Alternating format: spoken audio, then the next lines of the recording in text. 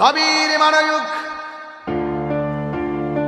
কবরের আলোচনা করতে বলেছেন, তাই সাইড লড়ব না। মাটি তোমাকে এমন ভাবে চাপা দিবে, কোটিপতি হইয়া কবরে দোহাই দিলে চলবে না আমি কোটিপতি ছিলাম। এই কবরের মাটি তোমাকে মাটির সঙ্গে মিশাবে, কিন্তু মরণ হবে না।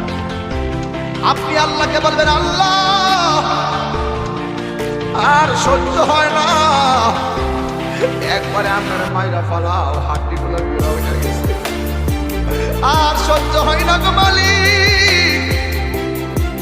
এই হলো বেনামাজির কবরের মাটির আযাব।